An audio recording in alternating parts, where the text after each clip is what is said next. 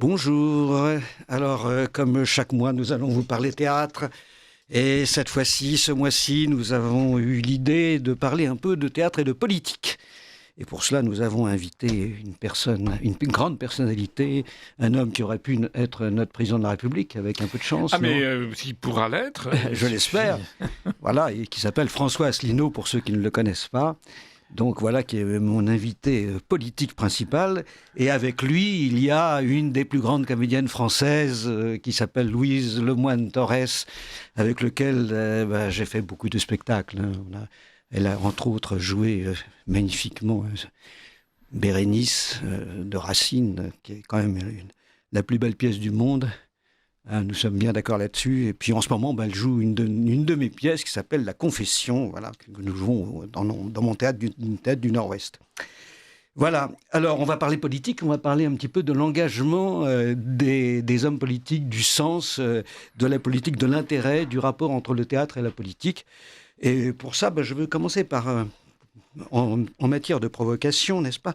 Je veux commencer par un petit extrait. Et puis, vous allez évidemment réagir à ça. C'est un de mes livres. J'ai écrit quelques livres sur le théâtre.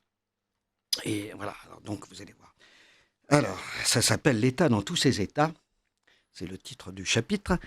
Alors, le 28 septembre 2015, sur France 3, dans l'émission « L'Élysée, un temps de président », on a assisté à une scène surréaliste qui, par sa portée symbolique, pourrait être un jour un témoignage pour l'histoire.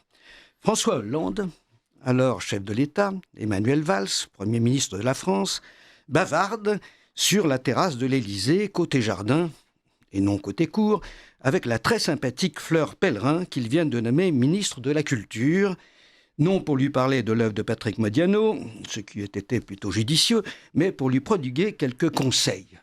Alors cela donne ceci. Hollande. Il y a plein d'idées qu'on peut avoir. La force de langue, c'était ça quand même. Il était capable d'avoir des idées. Il faut des idées. Vois Jack, il a des idées. Alors, il y a Valls qui intervient, qui dit « Mais vois-le, il sera ravi. » Hollande. Premier rendez-vous à avoir, c'est Jack. Valls. Et Monique. Hollande. Et Monique, bien sûr. Valls. Tu peux l'utiliser. On voit à l'image notre fringante jeune ministre rigoler un peu, sans vraiment que l'on sache si c'est l'évocation de son si brillant prédécesseur, le bon Jack, ou celle de son égérie d'épouse qui lui procure ce petit bonheur. Et l'émission de se poursuivre. Valls, vois Jean-Jacques Ayagon. Hollande, les anciens ministres, Jean-Jacques. Valls, va au spectacle. Hollande, tous les soirs, il faut que tu tapes ça. Et dis que c'est bien, que c'est beau, ils veulent être aimés. Un tel cynisme, un tel mépris est déjà réjouissant, même si bien sûr le cher président veut faire de l'humour, mais le plus beau peut être à venir. Hollande. Il y a aussi une dimension économique. Ils sont très fiers d'avoir un levier économique. Il ne faut pas penser que cela ne les intéresse pas. Imaginons une seconde la même conversation avec De Gaulle, Pompidou et Malraux, et on aura compris l'étendue des dégâts. Combien d'années aura-t-il fallu pour en arriver là ? François Hollande n'est évidemment pas un imbécile, ni Valls un inculte, de même que Nicolas Sarkozy, Dieu lui prête du repos, a dû lire depuis ses envolées La princesse de Clèves, mais nos hommes politiques de la nouvelle génération ne placent pas la culture au centre de leurs préoccupations, et encore moins le théâtre.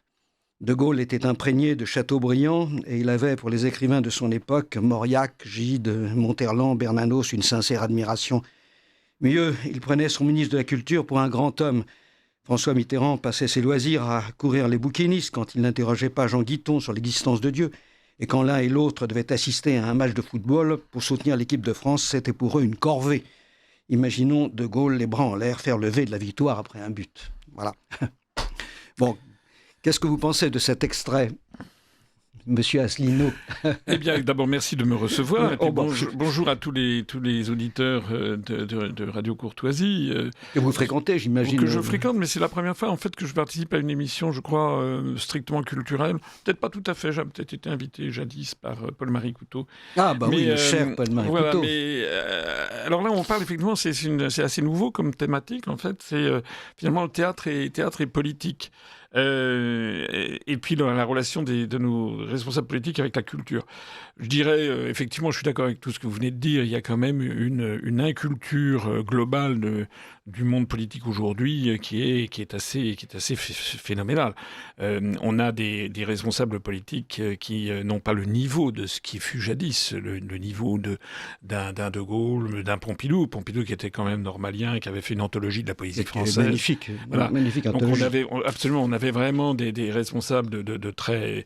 qui, vous savez, c'est De Gaulle, je crois, qui a eu cette citation extraordinaire. Je la cite de mémoire, je vais peut-être un peu l'écorcher, mais c'était que la principale nécessité pour gouverner, c'est d'abord la culture générale. Hein, il dit, derrière les exploits d'Alexandre, on retrouve toujours Aristote. Voilà. Donc ça maintenant, c'est terminé. De Gaulle disait aussi que les grands hommes qui avaient changé l'histoire de leur pays, c'était d'abord des gens qui étaient qui connaissaient très très bien leur propre pays, leur propre histoire. On a affaire, alors là c'est presque une caricature avec Macron, on a affaire à quelqu'un qui ne connaît même pas l'histoire de France, qui la connaît mal en tout cas, ou qui la connaît de façon schématique. Donc c'est triste en effet que le monde de la culture, ce qu'on appelait jadis sous la Troisième République, on appelait ça le ministère des Beaux-Arts. Là, le monde de la culture, ça s'est voulu beaucoup plus englobant. C'est devenu, malheureusement, il faut quand même le dire, un peu une pompe à fric pour beaucoup d'associations, des gens qui sont accrochés aux subventions du ministère de la Culture, pour parfois des choses parfaites et puis parfois des choses moins bonnes. Et puis surtout, il y a une espèce de droit de tirage sur fonds publics payés par les contribuables qui est intolérable. Et ceci se passe souvent d'ailleurs. Les fameuses idées de Jack, vous parliez de Jack, il s'agit de Jack Lang, pour que bien tout le monde ait bien compris. Bien sûr, Jack. Que tout le monde ait bien compris. Les idées de Jack Lang, je suis désolé. Oui, c'était alors il a fait la fête de la musique. C'est vrai que ça a été repris un peu dans le monde entier. Enfin, maintenant, c'est un peu devenu la fête du bruit, en définitive. C'est-à-dire que ce qui se voulait... Il y a un monde entre assister à un concert, même dans un lieu ouvert, parce que c'est le 21 juin. Je me rappelle d'avoir assisté à un concert. C'était la Symphonie des Adieux de Haydn sur la place centrale de Menton au mois de juin. C'était absolument merveilleux. Il y a un monde entre ça et puis les gens qui font n'importe quoi à chaque carrefour et qui empêchent les riverains de dormir jusqu'à 3h du matin, la nuit du 21 juin. Alors effectivement, Jack Lang, il a impulsé sous Mitterrand un changement profond, je pense. Il a vraiment créé un ministère avec des abonnés aux subventions publiques. Et on a eu un concept extrêmement inflationniste, si j'ose dire, de ce que c'est que l'art. C'est pas seulement vrai d'ailleurs seulement en France, je pense que c'est vrai aussi un peu partout. Et j'aurais tendance à corréler, si vous me le permettez ça... Je vous permets tout, vous savez. Nous sommes sur une radio totalement libre, on peut dire tout ce que l'on veut. J'aurais tendance à corréler ça à des questions de civilisation. C'est pas pour rien que la Renaissance est née à Florence, avec Côme l'Ancien, puis ensuite avec toute la famille de Médicis, ça a culminé sous Laurent le Magnifique, c'est que la prospérité économique, le commerce, la prospérité économique, etc., la sécurisation politique aussi d'une cité-État a vu éclore la Renaissance, a vu éclore à partir des fresques de Masaccio. Je suis en train de monter Lorenzaccio, là, c'est pour vous dire. Voilà. On est au cœur du sujet.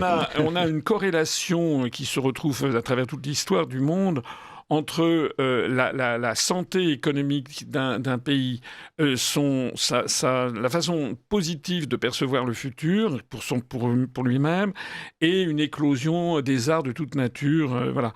Évidemment, la France en est un exemple avec le grand siècle. Hein, c'est quand même... La France était la première puissance du monde sous Louis XIV. Si on accepte...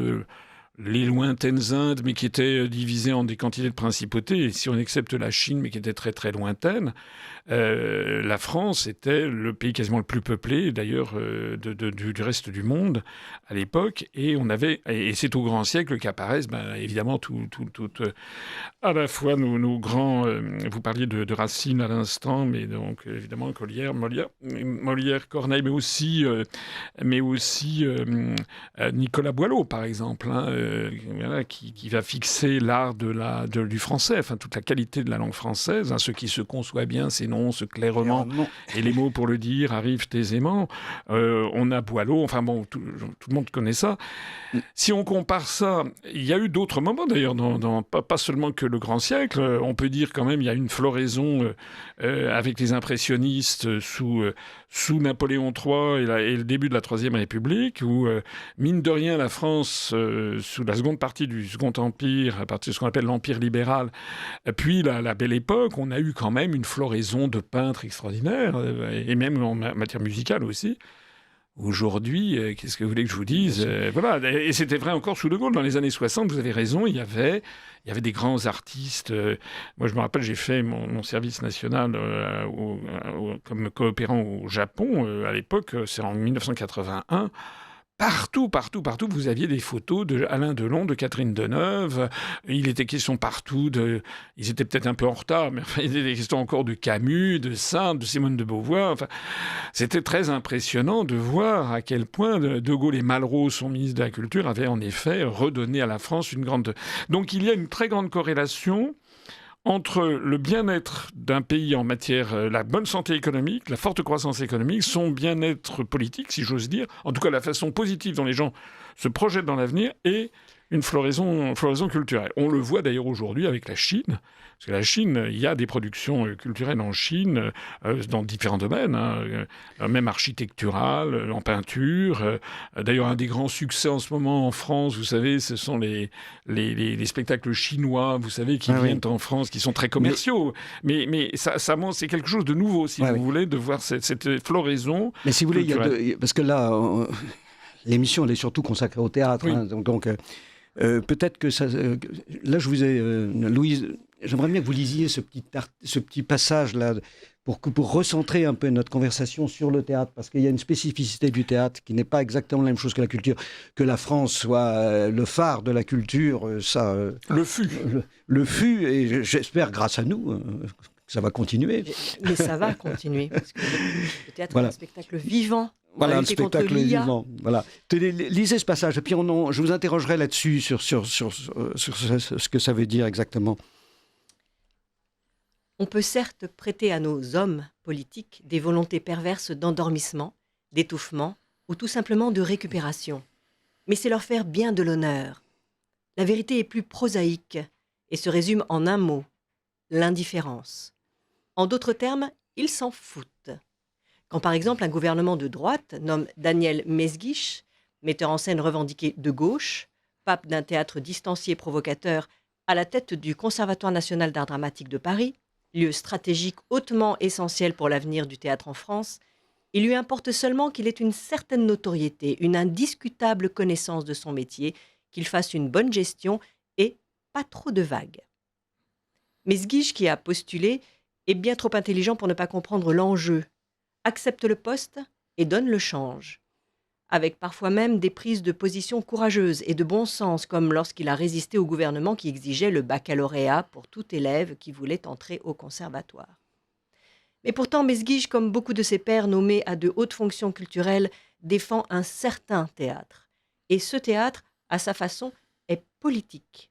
Le bonhomme, pour le dire vraiment très vite, car son théâtre nourri de psychanalyse et influencé par le Talmud est plus complexe que cela, est un petit-fils de Brecht, l'enfant d'une recherche théâtrale qui tente à laisser le spectateur en distance du spectacle, c'est-à-dire critique de ce qu'il voit.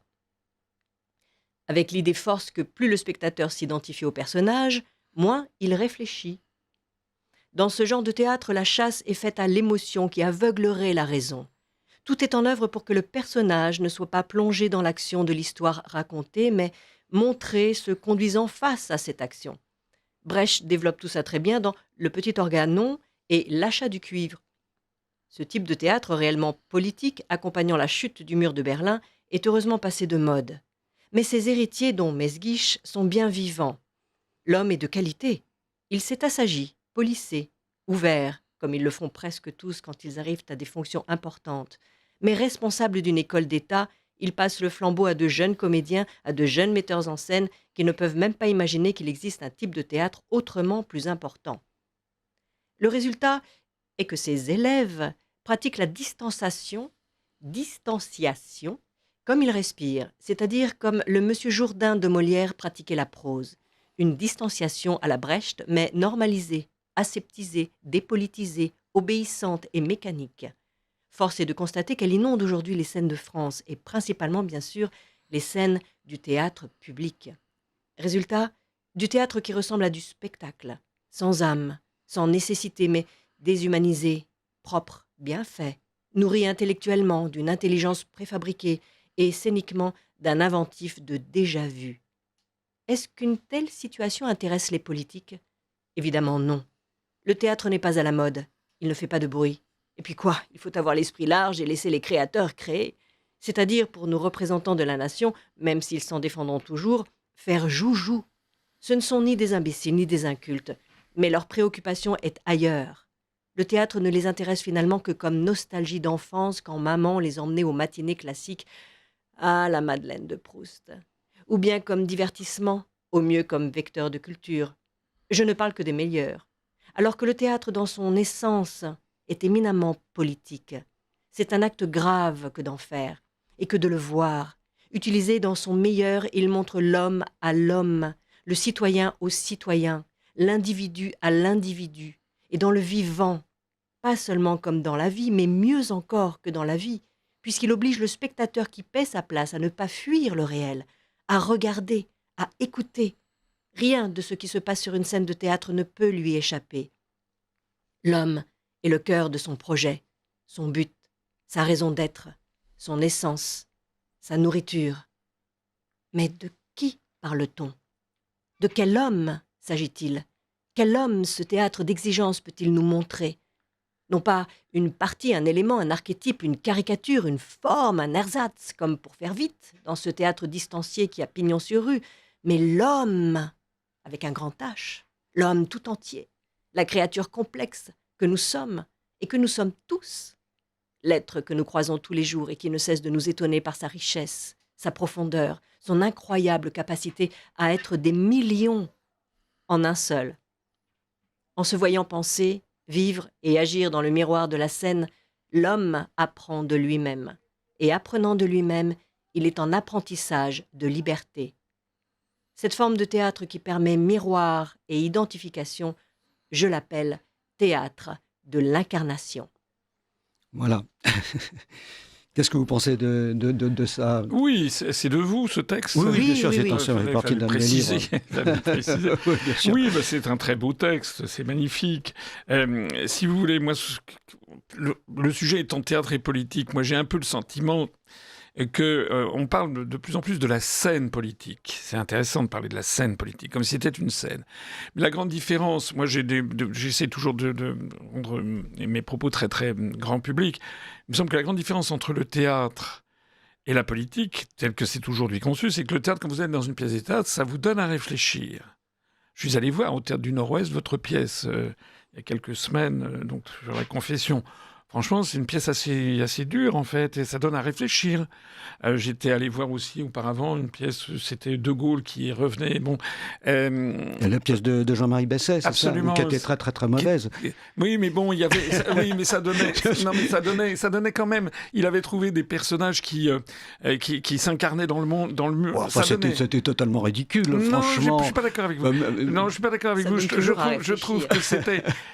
Si, ça donnait à réfléchir. Là, le problème... J'aime bien Jean-Marie, mais enfin, franchement, là... Non, vous êtes sévère. Je trouve qu'il avait trouvé des... Bon, il y avait des choses qui étaient plus ou moins critiquables, bien sûr. Mais c'est justement ça. La différence avec les politiques, c'est que les politiques, ils n'ont retenu du théâtre que le caractère absolument artificiel, en fait.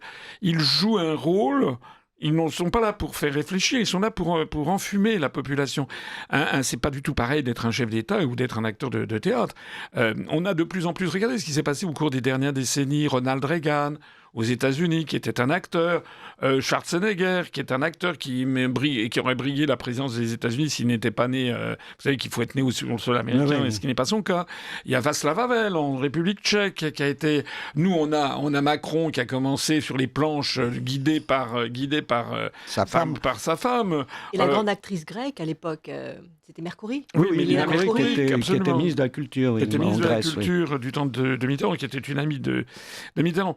Mais encore, c'est un peu différent, Mélina Mercouri. Mais on a de plus en plus des gens qui font semblant d'être des chefs d'État. Qui font semblant, ils ne sont plus que dans l'apparence, en fait. Ils ont... alors, c'est un peu la problématique du paradoxe du comédien, de Diderot, etc. Donc, est-ce qu'il faut s'incarner, en effet, dans un personnage, ou est-ce qu'il faut être une coquille extérieure? Et moi, j'ai un peu le sentiment que la vraie différence, je parle sous votre contrôle, hein, moi, je suis un béotien, enfin, j'aime bien le théâtre, mais quand on va au théâtre, effectivement... On réfléchit, voilà, on s'invite, vous parliez de Bérénice, mais toutes les pièces de Racine sont admirables, Andromaque ou Phèdre, on n'en sort pas tout à fait indemne, surtout quand on est jeune. D'ailleurs, le public des théâtres est plus jeune que la moyenne, hein, en règle générale, d'après les statistiques que j'ai vérifiées. Ça donne à réfléchir. Quand vous voyez Hollande, quand vous voyez Macron... Ça donne envie de quoi? Ça donne envie de prendre une tomate et de le renvoyer sur la tête. Voilà. Parce qu'ils se moquent du monde, parce que c'est du guignol. Ce ne sont plus... On ne veut pas avoir un acteur pour diriger la France. On veut avoir quelqu'un qui prend des responsabilités. Ça, c'est quand même tout à fait différent. Oui, mais le théâtre n'est pas là uniquement pour réfléchir. Ce que j'essaye de dire dans ce texte que Louise a lu, c'est qu'on voit son frère humain vivre et agir. C'est ça qui compte. Le théâtre n'a de sens que s'il est miroir. Parce qu'on ne se connaît pas. Tout d'un coup, on voit l'autre, là, vivant, en face de soi, voilà, à condition que ce soit vraiment un être humain. Et le problème, c'est que j'ai rien contre Mesguich, parce qu'en plus de ça, ça date, il était professeur d'art dramatique au conservatoire il y a quelques années maintenant, ou Vitesse, ou des gens comme ça, Vitesse qui a été nommé administrateur de la Comédie Française, qui est quand même assez, quand on y pense, assez ahurissant. Bon, parce que ce sont des gens qui pratiquaient ce théâtre de distanciation, ce théâtre brechtien, qui montre quoi? Qui montre une partie de l'homme, qui essaye de faire sortir une partie de l'homme. Mais c'est pas ça qui compte. Ce qui compte, c'est qu'on voit l'homme dans sa globalité. Et le théâtre permet ça. Et on a besoin de voir son frère vivre, parce qu'on ne se connaît pas. Et là, tout d'un coup, sur un plateau, on le voit, l'autre, là, agir dans sa vérité. Alors que ce soit un thème comme celui de la confession, où là, il s'agit d'un prêtre qui a des turpitudes, mais malheureusement, nous, moi qui suis catholique, on a rencontré des prêtres. Là, tout à coup, on voit ce que c'est. On voit ce que c'est qu'un prêtre qu'à la fois, et on voit ce que c'est qu'un prêtre qui est dans les turpitudes, et on voit ce que c'est quelqu'un qui est déchiré par ses désirs, déchiré par ça. C'est ça. Et on voit ensuite aussi une juge qui est là et qui essaye d'appliquer la loi de la République. Et tout ça, ce sont des gens... l'humain. Voilà, dans l'humain. Et c'est toujours que de l'humain. Et c'est de ça dont on a besoin. Et de l'authenticité, voilà, en fait. De l'humain. Le gros problème aujourd'hui, c'est qu'on est rentré dans un art qui n'est plus du théâtre, mais qui est du spectacle. Et le spectacle, ça n'intéresse... Le spectacle, ça sert à rien. Voilà. Ça sert à se détendre, c'est sympathique, c'est gentil. C'est pas... Voilà. C'est un mot d'américain. Le problème de la pièce de Besset dont vous parliez tout à l'heure, c'est que c'est ça, c'est très sympa. Mais enfin, bon, incarner De Gaulle comme quand même, c'est autre chose, quoi. Là, c'était de la rigolade sur De Gaulle. Gentille rigolade, parce que Besset n'est pas un imbécile. On peut d'ailleurs conseiller d'aller à la cartoucherie voir sa dernière pièce qu'il a écrite en alexandrin. Frédéric Lazzarini, son dernier. Oui, qui est assez rigolote. Bon, enfin, malgré ses obsessions homosexuelles, puisque là, c'est sur Frédéric II qui transforme en homosexuel, comme il a fait une pièce sur Molière pour dire que Molière est un homosexuel. Bon, pourquoi pas, mais ça, c'est des obsessions de Besset. Mais c'est pas... Si vous voulez, et là encore, c'est assez incarné, hein, la pièce qui est à la cartoucherie. Mais quand ça n'est pas incarné, ça sert à rien. Le théâtre ne sert à rien, si vous voulez. Mais je trouve, moi, que les politiques, les hommes politiques, s'en contrefichent complètement et ils ne voient pas la différence. Est-ce qu'il amène pas malgré tout parfois, quand ce n'est pas si bien incarné que ça, comme le spectacle qu'on a vu ensemble aux Gémeaux, Roméo et Juliette. Roméo et Juliette bien sûr, Shakespeare, de pousser les gens, parce que c'est ce qu'on a entendu après, à lire, à découvrir Shakespeare, malgré tout. Donc il y a quand même un point positif, ce n'est pas que du négatif, et puis chacun prend ce qu'il a à prendre. Ah oui.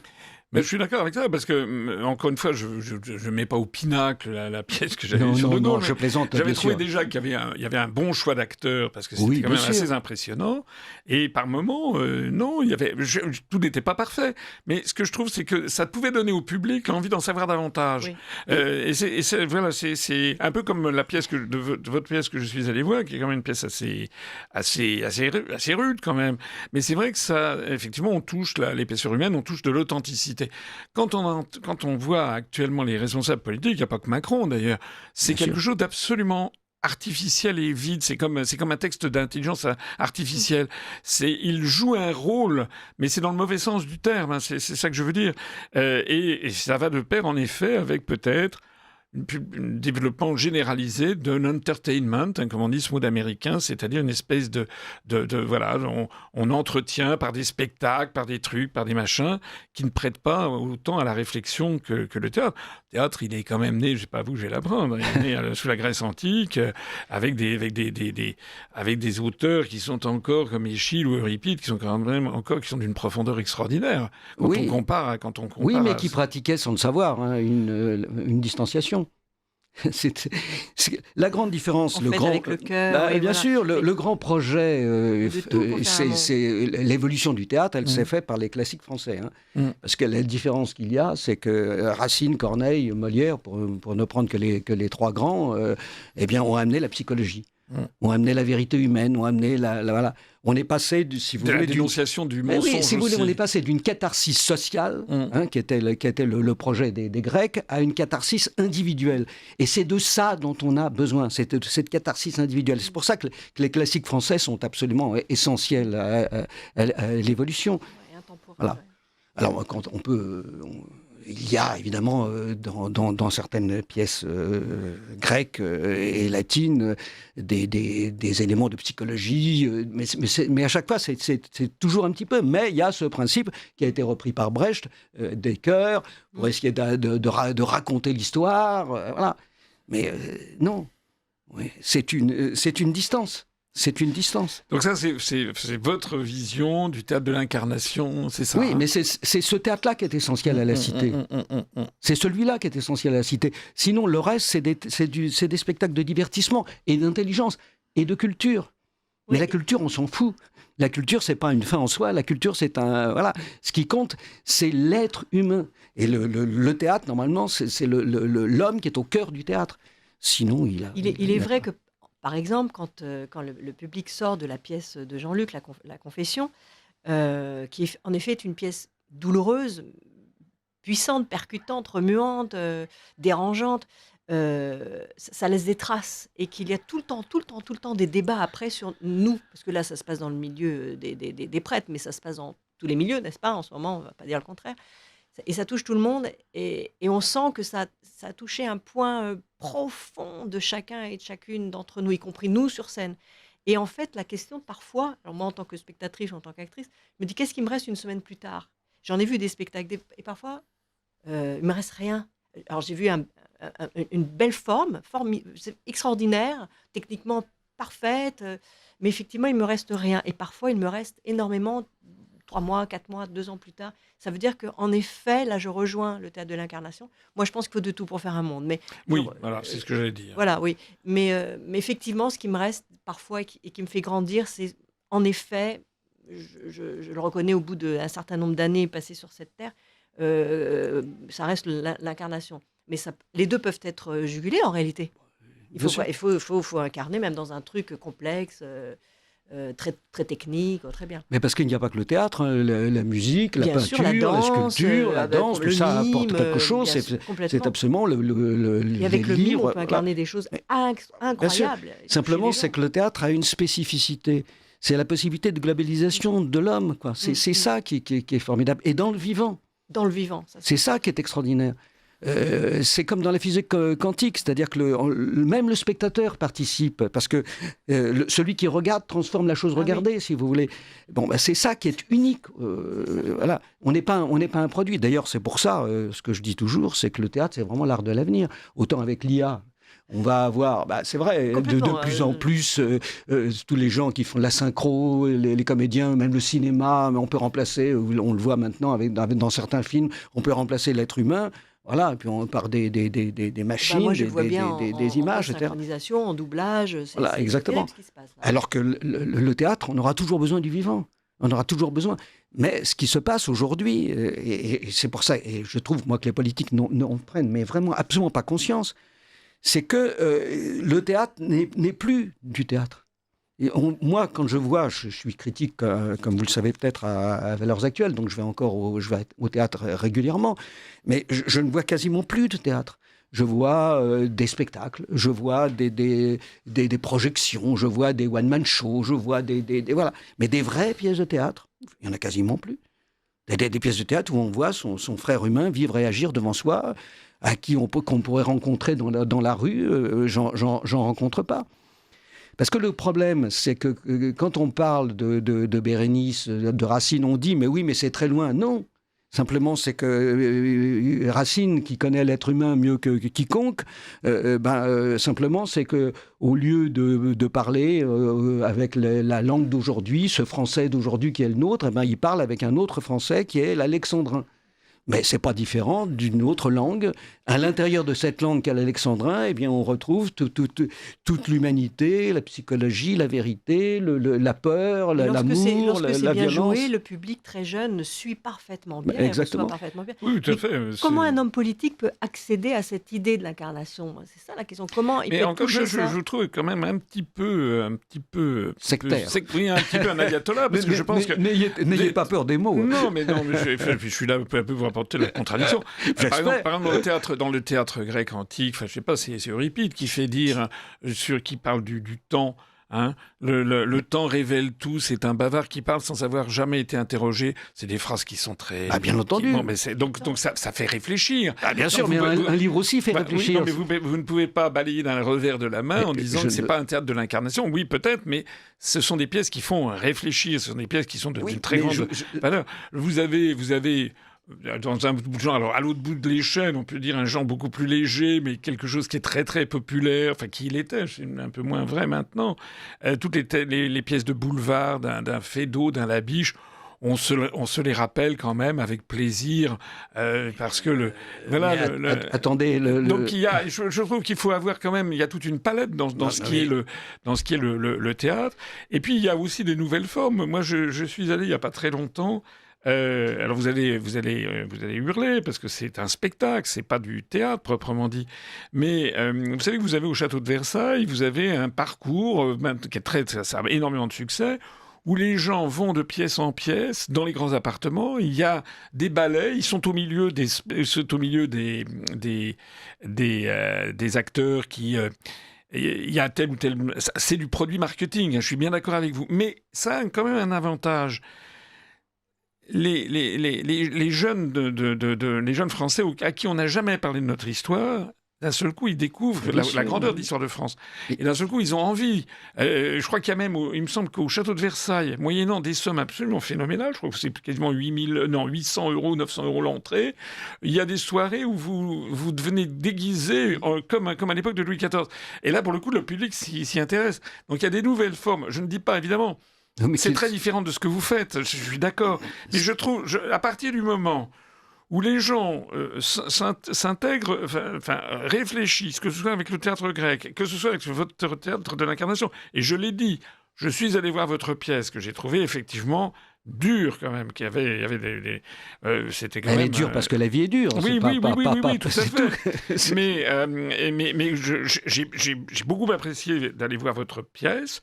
J'ai apprécié, vous ne ferez pas dire le contraire quand même, d'aller voir la pièce avec De Gaulle. J'apprécie aussi quand je suis allé à... Bien entendu. Quand je suis allé à... Par exemple, au Château de Versailles, vous avez aussi à l'opéra. Vous avez, en ce moment, ça se termine, il y a le bourgeois gentilhomme, je crois, qui est joué dans l'opéra de Versailles de Louis XV. il y a tout également un décorum, il y a toute une espèce de plongée historique qui fait que les gens sortent de leur vie quotidienne. Il y a ça quand même fondamentalement, qui fait partie à mon avis le mot est très juste, sortir. Voilà, sortir de sa vie quotidienne. Sortir. C'est-à-dire que exactement ce qu'il ne faut pas faire. Voilà. C'est redoutable. Jean-Luc est toujours redoutable. Oui, d'accord, mais bon, chacun a son point de vue. Mais en même temps, ça titille la curiosité, c'est quand même ça qui est important. Mais bien entendu, bien sûr, mais il ne s'agit pas de dire que les autres arts n'ont pas d'intérêt. Bien sûr que les autres arts ont un intérêt. Moi, j'adore, je sais pas, je lis 2 livres par semaine, j'adore la littérature, c'est pas la question. La question n'est pas là. La question, c'est la spécificité du théâtre. Vous parliez tout à l'heure de La Biche et de Feydeau. Le théâtre de Feydeau est un théâtre, quand on le met bien en scène, parfaitement incarné. Mais c'est vrai. Mais parfaitement incarné. Et quand il est vraiment incarné, et pas monté en caricature, comme souvent c'est fait, c'est passionnant. C'est passionnant, c'est d'une justesse absolue. Le petit-fils de Feydeau me racontait, par exemple, juste avant de mourir, à quel point les dernières pièces, on purge bébé, Feydeau avait décrit sa famille. Tout simplement. La réalité d'une chose. Voilà. Alors, mais le rire, ça fait partie de la vie. On est triste, on rit, voilà. Donc c'est très bien. Et puis c'est très bien qu'il y ait des gens qui ont, comme dans la vie, qui vont mettre l'accent sur le rire, d'autres qui vont mettre l'accent sur la tragédie, parce qu'ils ont une âme un peu grave, d'autres ont une âme un peu légère, c'est l'humanité dans sa globalité. Et c'est fondamental qu'il y ait des Feydeau, des Labiche, des Guitry. Je vais faire sans doute une intégrale Guitry. J'adore Guitry. J'adore les auteurs de rôle. Voilà. Mais pour prendre un exemple extrêmement concret, Molière. Bon, vous voyez, Molière. Et vous allez comprendre un peu la différence. Molière, qu'est-ce qu'il fait? Il écrit des chefs-d'œuvre, qui sont Le Misanthrope, qui sont Les Femmes savantes, qui sont Tartuffe, voilà, bon. Entre autres. Ce sont des pièces qui sont incroyablement incarnées. Bon. Et puis à côté de ça, là, c'est pleinement incarné. C'est-à-dire qu'on peut rencontrer Alceste, on peut rencontrer Célimène dans la rue. Une Célimène d'aujourd'hui, une Alceste d'aujourd'hui, et qui parle comme ça. Bon. Un Tartuffe. Un Tartuffe, oui, un Tartuffe, il y en a plein. Surtout sur la scène politique française. Sur la scène politique française. Donc on en rencontre, voilà, on l'a. Mais ensuite, à côté de ça, il a écrit des farces. Oui, les Fourberies de Scapin. Les Fourberies de Scapin, par exemple. Dans les Fourberies de Scapin, c'est une pièce très intéressante parce qu'elle montre bien, parce qu'il y a une partie des personnages qui sont incarnés et une partie qui ne sont pas incarnés. Donc on a voilà, les pères, par exemple, sont des archétypes, et Scapin est vraiment incarné, vraiment écrit. Vous voyez. Mais ce qui est intéressant, c'est le personnage qui est incarné. C'est pas la caricature, c'est pas vous voyez, c'est ça qui est fort et c'est ça qui nous est essentiel. Mais quand c'est des distances, ce qui ne veut pas dire que ce ne soit pas agréable de voir les Fourberies de Scapin ou agréable de voir une farce de Molière. Voilà. Mais quand vous avez... le grand progrès, ça a été... Mais quand vous avez des spectacles, par exemple, d'humoristes, avec des caricatures, ça fait quand même réfléchir. Ça fait rigoler et réfléchir. Oui, mais c'est autre chose, c'est un autre métier. Moi, je suis très ami avec Jacques Maillot, par exemple, qui est pour moi un des hommes les plus... vraiment des chansonniers les plus extraordinaires qu'on connaisse. Il était ici il y a quelques mois. Jacques est un type absolument merveilleux et c'est un bonheur d'aller aux Deux Ânes écouter. Voilà, ça c'est pas le propos, mais c'est autre chose. Et d'une certaine façon, c'est incarné aussi, puisqu'il joue véritablement tel ou tel. Oui, mais c'est pas un personnage. C'est pas un personnage. De la même façon, regardez, là, vous venez de lire un extrait. Oui. Moi, en ce moment, je lis Proust. Je lis tout Proust, en ce moment, au Nord-Ouest. Une lecture du chef-d'œuvre de Proust. Bon, mais je ne suis pas comédien, là. Je suis interprète. Je suis comme un musicien qui joue. C'est-à-dire que, voilà. Mais je ne deviens pas le personnage. C'est pas tout le travail qu'on fait quand on fait une mise en scène, c'est qu'on essaye d'amener un comédien à devenir le personnage, pour qu'il soit uniquement le personnage. Et le personnage, c'est quoi? C'est un être humain, un autre soi-même, qui est en face de soi. Et c'est là où le théâtre est essentiel. C'est l'histoire du paradoxe, de se vider de soi et de se remplir de l'autre. Exactement. Se vider de soi et se remplir de l'autre. Ça, c'est le paradoxe. Oui, mais alors ce que vous reprochez, en fait, c'est, si je comprends bien, c'est... plutôt une mauvaise direction d'actrice ou d'acteur dans une configuration qui pourrait être tout à fait une scénographie hallucinante, tout ce qu'on veut, mais on a besoin d'être touché, donc c'est une direction du jeu. Oui, bien sûr qu'il y a un problème de mise en scène, de direction d'acteur, mais il y a des textes qui ne Qui s'y permettent prêtent, pas ouais. l'incarnation. Et d'ailleurs, au Théâtre du Nord, vous avez bien vu pourquoi je fais des intégrales quand vous regardez. Mais je ne ferais pas une intégrale Ionesco, par exemple. Pourquoi je ne ferais pas une intégrale C'est pas le problème de Ionesco qui a du talent, évidemment. Mais Ionesco ne fait pas un théâtre d'incarnation. Dans son écriture, c'est une écriture qui est déjà distancée, à sa façon. Oui, là on rejoint les politiques, grossissante, Ionesco. si vous voulez. Ce qui ne veut pas dire que ça ne manque pas de... Moi, ça m'ennuie, hein, parce que quand on voit, pour moi, quand c'est pas incarné, ça piétine, on a compris la forme, et puis ça n'évolue pas, alors que l'être humain, c'est la seule chose passionnante sur la Terre, quoi, je veux dire. Hein. Oui, alors... Voilà. Je crois que tout est dit, là, je crois, à mon avis. Alors, comme le sujet étant le théâtre et la politique, c'est quand même des arts, si on peut dire, très, très différents. Parce que un responsable politique, la plupart d'entre eux en tout cas, il veut d'abord et avant tout être élu. C'est pas toujours vrai. Mais non, c'est pas toujours vrai. Il y en a qui veulent, il y en a qui ont un message à porter, il y en a qui ont une vision du monde, il y en a qui proposent des solutions. Moi, je me classe plutôt dans cette catégorie. Hein.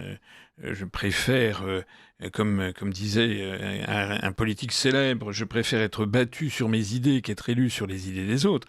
La grande majorité des hommes et femmes politiques, c'est qu'ils sont prêts à tous les changements, à tous les discours ambivalents, à toutes les caricatures, à toutes les faussetés. Enfin, c'est par principe, parce que effectivement, pour être élu, quand vous voyez un pays extrêmement diversifié, extrêmement contradictoire en lui-même, hein, on n'est pas la France, c'est pas le Japon, c'est un pays des Gaulois. Chacun a son point de vue, etc. Donc, pour arriver à être élu, la plupart des responsables, enfin, tous les responsables politiques d'ailleurs, mentent en fait. Ils sont obligés de tenir un discours de caméléon en disant à chacun ce qu'il veut entendre. Ce qui fait au bout du compte des désillusions tout à fait extraordinaires. Si vous y réfléchissez bien d'ailleurs, je crois qu'on peut dire honnêtement, son parti pris, que De Gaulle, qui est quand même le plus grand homme politique français du XXe siècle. Nous sommes bien d'accord, et pas seulement du XXe siècle. Oui, enfin, l'un des grands dirigeants français de notre histoire. Mais il en a eu d'autres. Mais De Gaulle, il faut définir les choses telles qu'elles sont. Il est arrivé au pouvoir à deux reprises par des espèces de coups d'État. Bien sûr. Que ce soit avec l'appel du 10 juin 40 ou que ce soit avec la crise de 58. Et la seule fois de sa vie où il s'est présenté au suffrage universel, c'est-à-dire en 65. Bon, il avait été victime du péché d'orgueil. Il avait refusé de faire campagne. Il pensait que le peuple français... Il avait une vision à la Charles Péguy de la France, du corps mystique de la France, etc. Il a été contraint de constater qu'il avait fait que, si l'on peut dire, 44% des voix au premier tour. Donc, vous savez qu'il avait failli d'ailleurs démissionner à cette occasion lors du premier tour de l'élection présidentielle. C'est la seule et unique fois qu'il s'est présenté au suffrage universel. Eh bien, il n'a pas franchi le premier tour. Ça prête à réflexion. C'est-à-dire que vous avez le peuple français qui a voté à 67% pour Macron. En 2017, uniquement à l'issue d'une campagne de comment dirais-je, de propagande extravagante où l'on a fait croire au peuple français quelque chose qui était faux, quelque chose qui n'existait pas. Alors qu'il me semble quand même qu'on peut dire, même si encore une fois, De Gaulle il a des zones d'ombre hein, comme tout le monde. De Gaulle il était quand même entré en politique, si j'ose dire, par la grande porte, c'est-à-dire par des idées fondamentales sur la survie de la nation. Aujourd'hui, De Gaulle ne serait jamais invité sur les médias mainstream. Oh, ça, c'est évident. C'est aussi clair que ça. Et donc aujourd'hui, parce que maintenant, il y a eu des progressions constantes de la programmation neurolinguistique, des manipulations de l'opinion, etc.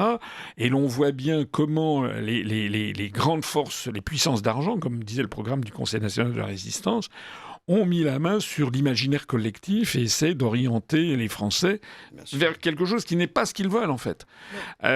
Donc, il y a un problème fondamental. Et là, en fait, ce que je ressens en vous, que j'avais vu d'ailleurs dans votre pièce, c'est l'idée d'une honnêteté foncière, d'une authenticité profonde. C'est le contraire même de la scène politique. La scène politique, c'est je suis payé pour le savoir. Enfin, je ne suis pas payé d'ailleurs pour le savoir. C'est-à-dire, je sais que quand on veut être authentique, quand on dit les choses au fond, avec le cœur, et quand on avec toute son intelligence, sa foi dans notre pays, comment dirais-je, la gratitude que l'on doit avoir vis-à-vis des 40 générations qu'ont fait la France, etc., vous vous faites complètement écarté, mis de côté, au profit des greffins, en fait. Voilà. Donc là, on se retrouve tout à fait, je suis d'accord. Il y a chez vous une espèce de, comment dirais-je, de soif d'absolu, un petit peu quand même. Soif de relatif, surtout je suis catholique, vous savez. Donc, mais quand même, quand on est catholique, on est dans le relatif uniquement. Oui, mais quand on même. y viendra dans cette vérité, parce que moi je pense que les humains, on est en expérience sur cette terre, et on y arrivera. Et avec des gens comme vous et comme vous, sur la vérité, après on n'est pas obligé de partager vos points de vue, mais sur la vérité, je pense que les gens ont une soif absolue de ça, parce qu'ils n'en peuvent plus de se faire avoir. Et les 67% de Macron, je pense, sur combien de Français, en fait ? En fait, il a été élu avec zéro, quoi, avec rien. Enfin, avec oui, il y a quand même eu... Parce qu'il y a beaucoup d'abstention, etc. Pas en pied de manipulation. Bon. Mais je pense que les gens, moi, voilà, je suis candide, donc je représente un peu... J'en ai marre, je voudrais de la vérité, même si elle n'est pas jolie, je veux qu'on me dise la vérité. Alors oui, je pense que ça progresse, effectivement, mais malheureusement, il y a encore beaucoup de gens qui préfèrent un mensonge qui rassure plutôt qu'une vérité qui dérange. Puisqu'on monte Musset en ce moment. Vous connaissez ce mot de Musset. Enfin, quand j'ai connu la vérité, j'ai cru que c'était une amie. Quand je l'ai comprise et sentie, j'en étais déjà dégoûté. C'est ça. Il y a le mot de Dostoïevski qui est encore plus intéressant et qui dit si je savais que le Christ était en dehors de la vérité, je choisirais de suivre le Christ plutôt que la vérité. Ça, c'est dans Les Possédés. Oui. Moi, je suis catholique. Hein. Donc, la vérité... En tout cas, ce qui est important, en tout cas, pas quelqu'un qui mente effrontément et qui manipule. Parce que la vérité, mon Dieu, qu'est-ce que c'est? Il y a quand même un critère pour trouver la vérité. C'est ce proverbe égyptien que je cite souvent. Le principal atout de la vérité, c'est qu'elle dure. Voilà. C'est que quelque chose qui est faux, au bout de 6 mois, 1 an, 2 ans, 5 ans, tout s'effondre, en fait. Voilà. Le personnage, je revoyais là le personnage qui est un personnage qui est une horreur, en fait, si vous y réfléchissez bien, le personnage de Macron. Quand vous reprenez, d'ailleurs, il est un peu comme dans le portrait de Dorian Gray. Si vous voyez sa transformation physique en 8 ans. Il est le tableau de Dorian Gray. Ah oui, le pouvoir tue. Le pouvoir non, mais là, il était un jeune... Ou Macbeth au milieu du guet. Il était un jeune comme ça. Il était jeune, beau, enfin présenté comme beau. Enfin, n'allez pas regarder de trop près, mais enfin, parce que moi je l'avais vu sur une scène. Il était très très maquillé surtout. Mais il était c'était la jeunesse, c'était le Mozart de la finance, etc. Quand vous voyez ce que c'est devenu aujourd'hui, mais il a pris en 8 ans, il a pris 25 ans physiquement. C'est vraiment impressionnant, je trouve. Et maintenant, et vous croyez que c'est parce que c'est le mensonge qui l'a transformé? Vous allez peut-être un peu loin. Non, je pense qu'effectivement... Je n'ai pas une passion spécifique pour Macron. Je pense parce que c'est quelqu'un qui vit en permanence dans la fausseté, dans l'artefact, il vit dans un... Regardez là encore, il va en Inde. Moi, ce que je lui reporte surtout, c'est de parler anglais. Mais enfin... Oui, mais d'accord, mais ça va de pair. Mais là, il va en Inde. Qu'est-ce qu'il fait ? Il a 3 jours sur place. D'ailleurs, on attend de voir les fameux contrats, parce qu'en plus de ça, moi, je connais bien le monde indien. C'est à mon avis, les fameux contrats sur les Rafales. J'attends encore de voir. Bon, mais enfin, il est allé parce qu'il tombe dans toutes les choses trappes. Il ne connaît rien aux questions internationales, et donc il va là-bas au lieu de demander d'aller voir, je sais pas, le rôle qu'il doit. C'est un mot quasiment de théâtre, mais le rôle qu'il doit tenir en tant que chef d'État, c'est d'aller voir la communauté française, c'est d'aller voir les implantations françaises en Inde, c'est d'aller voir. Dumez avait construit par exemple des barrages dans l'Himalaya. Il aurait pu y aller. Il aurait pu voir des coopérations scientifiques. Non, il décide... Et favoriser la langue française contre l'anglais, ça c'est un des... c'est vrai. Ça c'est une des choses les plus graves. Qu'est-ce qu'il fait ? Il va dans un temple sikh, de la religion du sikhisme. Vous savez, ça a été fondé par Guru Nanak au 18e ou 17e siècle, à Amritsar. Moi, j'étais allé à Amritsar, dans le Temple d'Or. Mais là, c'est un des grands temples sikhs de l'Inde qui est à New Delhi. Mais pourquoi il va voir ? C'est une religion ultra minoritaire. Et en fait, c'est le principe de... on a l'impression son guide pour son voyage, c'est le guide du routard. Donc il va voir, ça l'amuse d'être pieds nus, il s'est habillé en pyjama, ça a gêné les gens qui l'accueillaient, il s'est fichu un foulard sur la tête, enfin je sais pas, il est ridicule en fait. Mais vous l'avez vu cette photo qui circule avec sa femme, il joue un rôle d'une pièce, mais il est faux, tout est faux chez Macron. Et je pense qu'il y a, contrairement à ce que vous dites, je pense qu'effectivement il y a quelque chose de Dorian Gray, c'est-à-dire qu'il porte maintenant les stigmates sur son visage de quelqu'un qui ne vit pas, qui vit dans la fausseté, sans compter les moyens psychotropes qu'il a pour surmonter tout ça. Hein. Et pour abonder dans votre sens, moi, mon professeur Jean Périmoni disait, à 20 ans, on a le visage qu'on a, et à 40 ans, celui qu'on mérite. Ah, c'est beau comme formule. Et je pense que ce n'est pas faux. Regardez les grands mystiques, souvent, ils ont un visage très apaisé à 70, 80 ans. C'est vrai, ils dégagent quelque chose. Si tant est que. Ouais. Ouais. Ils dégagent quelque chose.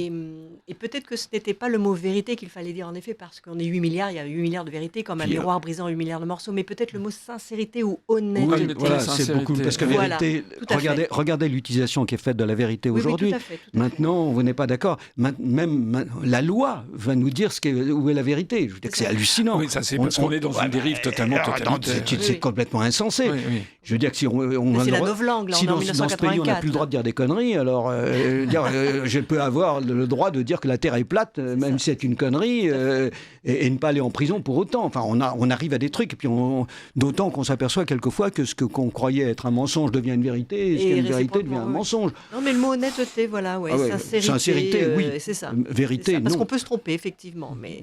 oui, et puis et la société aussi peut se tromper, puis on ne sait pas tout. Bien sûr, évidemment, dans l'apprentissage constant. Je ne sais pas, dans l'affaire Epstein, par exemple, en ce moment, qu'est-ce qu'on en sait, nous? On en sait un petit peu, mais on sait rien. On sait bien ce que certains nous disent, c'est tout. Et même puis, scientifiquement, et voilà. Même, on découvre. Alors, effectivement, si on est comme vous, très, très axé, très anti-Macron, on va dire, si Macron dit ça va être un mensonge.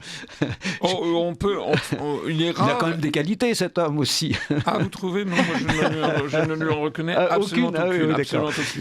Absolument aucune. Non, je pense que honnêtement, je pèse mes mots, je pense que c'est le pire chef d'État que la France ait connu dans son histoire. Peut-être à l'exception de Charles VI. Vous savez avec le traité de Troyes qu'il avait donné à la France en 1420. Mais en fait, il était fou, Charles VI. Oui. Non, et il avait une épouse, Isabeau de Bavière, qui le poussait justement à détruire le pays, en fait, à se soumettre au Royaume-Uni. Mais là, je ne sais pas. Mais Macron, il nous ramène au théâtre parce qu'il nous ramène à Ruy Blas. Bon appétit, messieurs, aux ministres intègres. Et il vend. Conseiller vertueux. Voilà, il vend le pays. Voilà, il nous ramène. C'est Ruy Blas en ce moment. Oui. Oui, vous lui prêtez Macbeth et Ruy Blas. Voilà. Non, c'est horrible. Le grand reproche, enfin, pour moi, le seul reproche que l'on puisse faire, le vrai reproche, c'est d'avoir américanisé la France. C'est cette langue anglaise qui nous grignote, qui est en train de tuer l'essence même de ça. D'avoir, par exemple, une loi hallucinante, d'avoir maintenant obligé l'anglais comme première langue obligatoire, c'est une folie complète. D'abord, en plus, c'est même sur le plan technique, c'est stupide, parce qu'il vaut mieux apprendre l'allemand, et quand on parle allemand, ensuite on apprend plus facilement l'anglais. Ah oui, bien sûr. Ah oui, bien sûr. L'anglais, première langue obligatoire, par pragmatisme, parce que c'est la langue de là. Voilà. Ça, c'est grave. Et de liquider la francophonie comme il le fait, ça, c'est grave. Mais c'est même pire que ça, parce qu'il a quand même fait le musée, là. Oui, qui est ridicule. Bien sûr, c'est la Villa Cotterêts pour célébrer la francophonie. C'est un gouffre financier. Ça prouve qu'en fait, il a même pas. C'est rien en fait, Macron. C'est une espèce de bouchon sur l'océan. Il est là et il ne doit rien au peuple français. Il n'a pas été élu par un mouvement réellement sincère du peuple français. Il a été élu par une manipulation. Voilà. Et d'ailleurs, ce qu'il faut, c'est triste de pleurer sur le lait renversé, mais il faut que les Français voient ce qui est en train de se passer. C'est-à-dire, quel est le Macron qu'on nous prépare pour 2027 ? Voilà, c'est quoi ? Qu'est-ce qu'on nous prépare pour 2027 ? Quels sont... Et là aussi, les grandes fortunes qui sont derrière les grands médias ont leur Macron, ça y est. Alors, il y a des ajustements, ils ont deux, trois personnes sous la main. Mais enfin, ils promeuvent quelques personnalités en entourant ça d'un discours extraordinairement laudateur, absolument complètement coupé des réalités. Et puis il y en a d'autres qui sont complètement cachés. Donc il n'y a plus de débat politique en France. Il n'y a plus de sincérité, il n'y a plus d'honnêteté. Là, vous parlez très concrètement de qui ? Je pense que quelqu'un comme Bardella. Si vous imaginez, est-ce que vous imaginez en France, je pense que les gens qui épousent Bardella veulent vraiment humilier jusqu'au dernier degré la France. Je rappelle qu'en ce moment, les grands chefs d'État, que ça plaise ou que ça plaise pas, qu'on est pour ou qu'on est contre, c'est un fait. Les plus grands chefs d'État du monde aujourd'hui, Poutine qui a 72 ans, Xi Jinping qui a 73 ans, Narendra Modi qui a 80 ans pour l'Inde, Trump qui a 79 ans aux États-Unis, ce sont des gens qui sont en train de changer complètement le monde et qui sont à la tête des plus grandes puissances. Ça n'existe nulle part ailleurs au monde, sauf peut-être le roi de l'Eswatini, vous savez, dans le nouveau nom du Swaziland. Ça n'existe nulle part ailleurs au monde qu'on mette à la tête d'une puissance comme la France, qu'on mette quelqu'un comme M. Bardella qui a 30 ans. Et qui, quels que soient ses mérites ou ses défauts par ailleurs, n'a pas l'expérience nécessaire. Ça veut dire qu'il sera comme Macron, il ne se ressentira aucune responsabilité vis-à-vis des Français qui l'auront formellement élu, et il se sentira redevable par rapport à ceux qui l'ont fait roi. C'est ceux-là qui choisissent. Et il suffit en France, malheureusement, et ça c'est un vrai problème, il suffit en France de faire du lavage de cerveau avec des promotions médiatiques, avec des promotions sondagières, vous faites élire n'importe qui. On l'a vu en 2017, je crains qu'on ne le revoie en 2027. Donc là, on est vraiment en quête d'authenticité et de sincérité. Mais là, ça touche un autre problème, ce qui est le problème de l'utilisation de la loi, parce que regardez ce qui se passe, on parle de Bardella, mais Marine Le Pen qui risque de ne pas se présenter, c'est ça, le scandale, il est là. C'est tout d'un coup, ce n'est plus nous qui votons, c'est les juges qui décident. Ça, c'est extrêmement grave. Mais là est en train d'être éliminée la droite, extrême, on va dire, la gauche extrême, et en fait, c'est le chemin tout tracé pour Macron bis. Mais surtout, ce qu'il faut, c'est normalement, si on est en quête d'authenticité et de vérité, normalement, dans une démocratie, il ne peut pas y avoir de démocratie s'il n'y a pas une connaissance, un consentement éclairé sur les différents candidats qui se présentent devant eux. Voilà. C'est pas normal qu'en France, il y ait des candidats qui n'aient pas le moyen de se faire connaître. Voilà. Parce qu'on est face à Vous allez rejoindre mes théories. Moi, je pense qu'il faudrait instituer un troisième tour. Alors, donc... je suis d'accord avec vous, tiens. Ouais. Voilà. Moi, je suis d'accord. Je pense qu'il faudrait... Mais moi, ce qu'il faudrait surtout, c'est que déjà, il y a plusieurs mois... Voilà. On voit, par exemple, sur la scène politique française, ce théâtre d'ombre auquel on assiste, on nous montre des gens comme M. Dominique de Villepin, comme M. François Ruffin, Mme Delphine Batho, M. Patrick Sébastien, des gens qui... Tous les jours, on voit arriver son lot. Ce sont des gens, je peux vous le dire, qui ne seront pas candidats. Parce qu'ils n'ont pas les moyens. Il faut quand même rappeler que pour être candidat à l'élection présidentielle, il faut avoir 500 parrainages. Voilà. Et la clé, et les journalistes ne font absolument pas leur métier. Au contraire, ils font du brouillage comme M. Philippe de Villiers, qui a d'ailleurs à 2 reprises a dit qu'il ne serait pas candidat. Ils font du brouillage pour que pendant qu'on parle de Philippe de Villiers, de Dominique de Villepin, on ne parle pas, excusez-moi de le dire, on ne parle pas d'Asselineau. On l'avait déjà vu en 2016. En 2016, nous, on cherchait les parrainages. Il y avait sur ce théâtre, c'est un théâtre d'ombre. On parlait aux Français tous les jours de Montebourg, qui était le ministre qui avait voulu redresser, et on savait qu'il ne cherchait pas ces 500 parrainages. Tous les journalistes que je rencontrais, je leur disais, mais allez vous renseigner, allez voir, il ne les cherchait pas, il n'a pas été candidat. Sauf que pendant toute l'année 2016 et début 2017, on n'a parlé que de lui, et moi je n'existais pas. Et au dernier moment, quand j'ai été candidat, moi j'avais que 4 semaines et 0,8%. Il est là. Là, on a affaire vraiment, puisque vous cherchez la vérité et l'authenticité, tiens, il faudrait faire une idée de pièce de théâtre, je veux même vous donner des idées. Faire un truc sur la démocratie à la française, comment on manipule l'élection présidentielle. On va en parler dans 2 minutes, parce que, vous savez, nous sommes sur cette radio libre qui a besoin de quelques sous pour continuer à exister. Donc, voilà, je laisse la parole.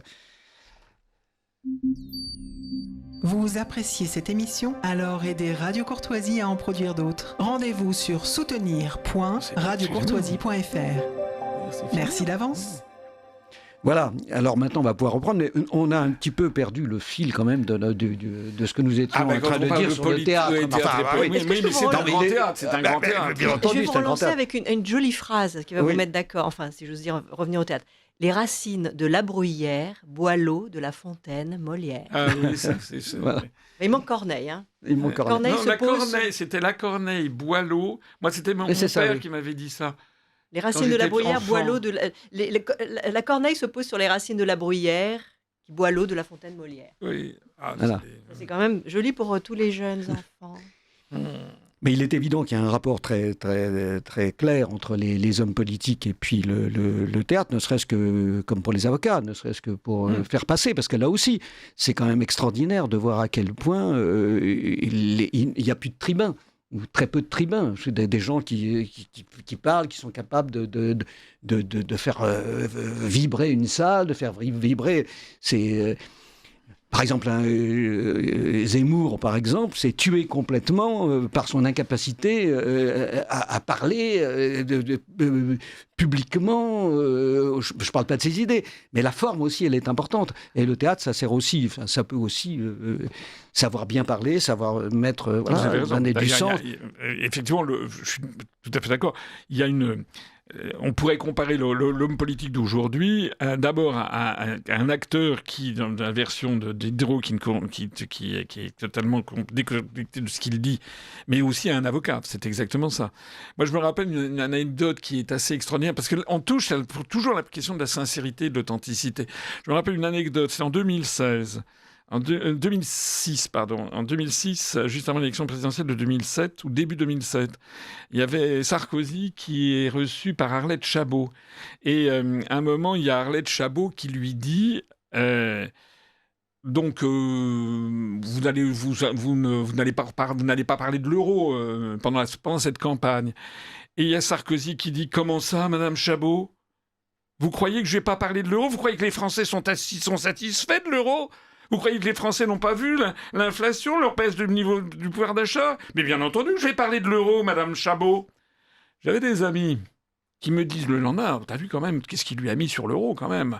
Vraiment, Mais j'ai dit, mais attendez, il a rien dit. C'est de la pure manipulation. Ça veut dire quoi ? Vous croyez que je vais parler de l'euro ? En réalité, Sarkozy, il a fait quoi ? Ben, il a tout simplement fait adopter le traité de Lisbonne pour faire avaler au peuple français ce que les Français avaient rejeté par référendum le 29 mai 2005. Donc, c'est vrai qu'il y a des ruses, mais des ruses que les Français, le peuple français est souvent naïf, si vous voulez. Il croit qu'à partir du moment où quelqu'un tape sur, par exemple, les gens qui me disent ouais, ah oui, ça y est, il a tapé sur l'Europe, c'est formidable. Mais attendez, il faut aller regarder de façon beaucoup plus précise. Les Français sont un peuple un petit peu comme les peuples catholiques romains, les peuples du sud de l'Europe, des peuples de dogme, c'est des peuples qui se précipitent, qui sautent parfois un peu vite aux conclusions sans entrer dans le détail. Alors que vous savez ce que disent les Allemands, Der Teufel liegt im Detail, le diable réside dans les détails. Bien sûr. Voilà.